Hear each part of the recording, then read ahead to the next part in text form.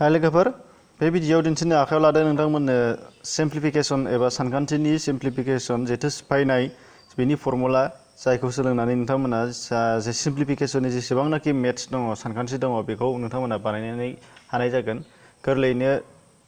खालामनो हानाय जागोन सल्भ खालामनो हानाय जागोन बिनि थाखायनो नोंथांमोना जोबजासिम नायलांबा नुनो मोनगोन जे सिम्प्लिफिकेशननि जेसेबांनाखि फर्मुलाफोर दङ बेफोरखौ बाहाय गासिबो श' खालामनो आखायाव लानाय जादों बिनि थाखायनो नोंथांमोना नायलांजो हाजासे नुनो मोनगोन बेनिनो फार्स्टआव नुनो मोनगोन ए स्क्वायर माइनास बी स्क्वायर बेनि फर्मुला बे जाहैबाय ए माइनास बी होल ए प्लास बी होल नेक्स्टआव नुनो मोनगोन ए स्क्वायर प्लास बी स्क्वायर ए स्क्वायर प्लास बी होल स्क्वायरनि फर्मुला ए स्क्वायर प्लास 2ab प्लास बी स्क्वायर आरोबाव एखेयैनो माइनासब्ला मा जागोन ए माइनास बी होल स्क्वायर ए स्क्वायर माइनास 2ab प्लास बी स्क्वायर बेनिफ्राय नुनो मोनगोन ए स्क्वायर प्लास बी होल स्क्वायर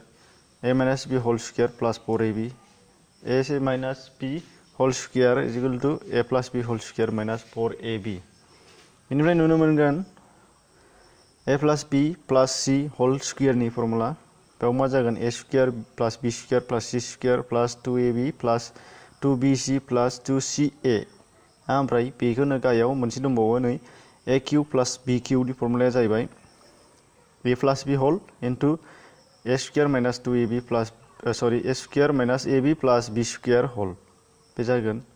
नेक्स्टआव दङ नोंथांमोननो A cube plus B cube plus C cube minus 3abc बेनि फर्मुलाया मा जागोन A plus B plus C whole into A square plus B square plus C square minus ab minus bc minus ac whole बेनिफ्राय X Q प्लास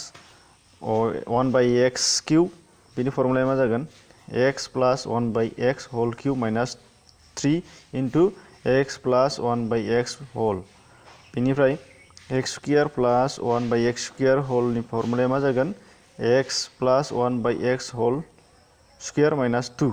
बेनिफ्राय दङ गाहायाव एक्स minus 1 बाई एक्स whole स्क्वायरनि आरो प्लास 2 जागोन आरो बेजों बे स्टेपआनो मोननै फैगोन मोनसेया गाहायाव मोनसेया गोजौआव नेक्स्टआव नुनो मोनगोन जुदि A plus B plus C is equal to 0 जायोब्ला मा जायोनो फर्मुलाया A cube plus B cube plus C cube is equal to 3abc बेनिफ्राय नैबे मोनसे फर्मुला गोनां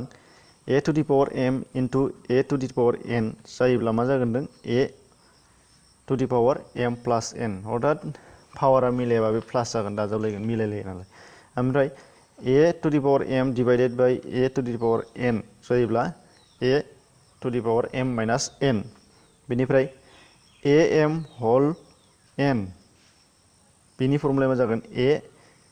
to the power m n सानजाबनाय जागोन इनटू जाफैगोन बेनिफ्राय A to the power 1 by m is equal to बेसेबां जायो root m root by A बेनिफ्राय ए टू दी पावर 0 माने 1 बेनिफ्राय A to the power 1 by n in whole n बा ए नेक्स्टआव नुगोन n root by A m समान is equal to मा जागोन 1 A m whole 1 by n is equal to A m n m by n बेनिफ्राय A to the power 1 by n into b to the power 1 by n is equal to A b 1 by n जागोन आरोबाव A to the power 1 by n whole 1 by m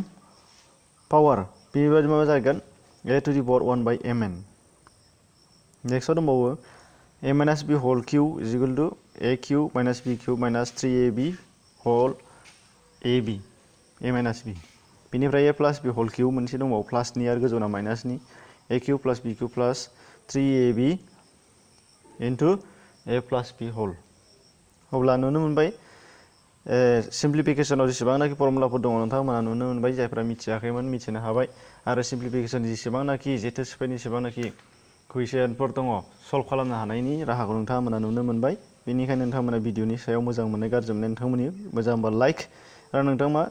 बेबादि video मोनबाय थानो थाखाय थुलुंगानायजों लोगोसे गावबो मिथिना लानो थाखाय नोंथांमोना साबस्क्राइब खालामना ला नटिफिकेशन बेलखौ थुनानै हो बिनि थाखाय एसेनोसै गुड बाय